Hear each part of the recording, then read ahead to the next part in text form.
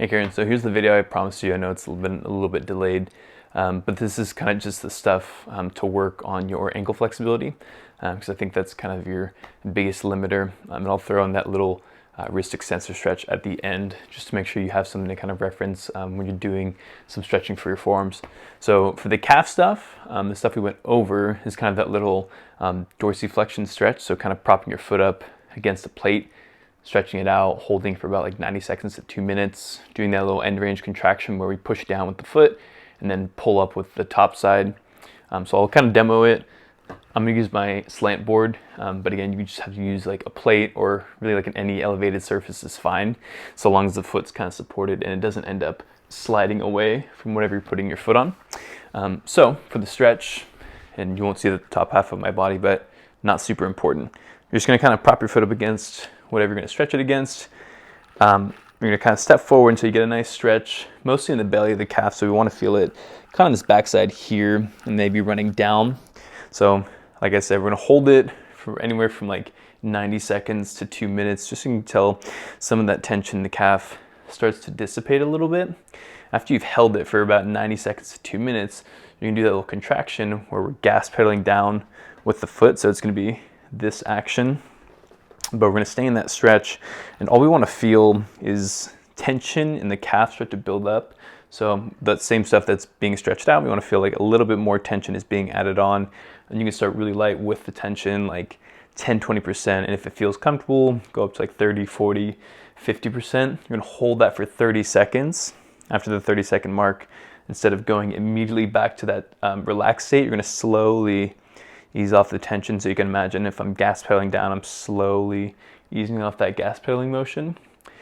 When you get back to just kind of that normal stretching point, we're going to do the opposite side. So I'm trying to use my shin, my tibialis anterior, to basically pull the foot away from the surface. You're not really going to get any movement because you're already sitting into your end range. So just think about trying to pull up as much as you possibly can so you get that front side to really work hard. You also might get a little bit more stretching in the back side, which is good.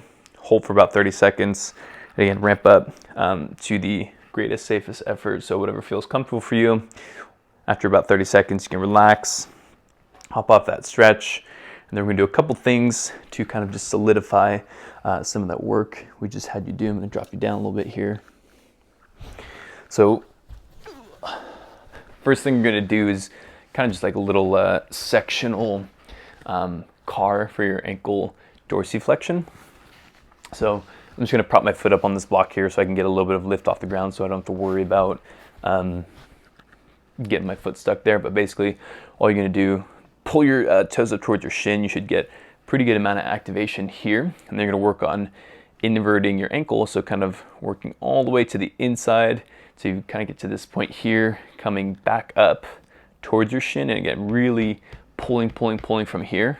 And then everting, so trying to pull to the outside. I'm thinking about getting the outside of my foot up towards the outside of my leg, holding for a little bit, and then coming all the way back up towards my shin. And again, holding for a little bit so we can work this top side as much as possible. And again, inverting, pressing in, pulling back up, everting, pressing out, and coming back in. Okay, so that's kind of just to strengthen the front side, and also to continue to loosen up backside as well. Another thing you can do is some eccentrics. So for the eccentrics, I had you do it on that plyo box with like a help from the pull-up bar. Again, I just have my slant board here because this is just in my room, but I'll kind of demonstrate on the slant board what that would look like. So for the eccentrics, you're gonna want to set up and then basically get into like a calf raise. So in this case, I'm gonna come up on one foot, and then I'm just going to basically eccentrically lower myself all the way back down. Hopefully at home you have like a plyo box or something where your heel can kind of sit off the backside, but we basically want to work all the way down to a little stretch point here for the calf, and then coming back up, I'm going to use both my feet, press up, and then slowly work back down with one foot. So we feel like, okay, the calf is doing a lot of the work, and as we get to the bottom, we get back to that little stretch point, kind of sit there, stretch out the calf a little bit more, and then go into our next one. For the eccentrics, only do about like 3 to 5 on each side. You don't need to go super crazy with those because it is loading the calf with gravity, so you don't want to go overboard on them. For those little ankle cars, those little kind of sectional ones, you can do like 3 to 5 in each direction, just till you feel like this front side muscle is pretty well taxed, and you don't necessarily need to go too far beyond that, because once it feels like it's pretty taxed, you've kind of already worked it.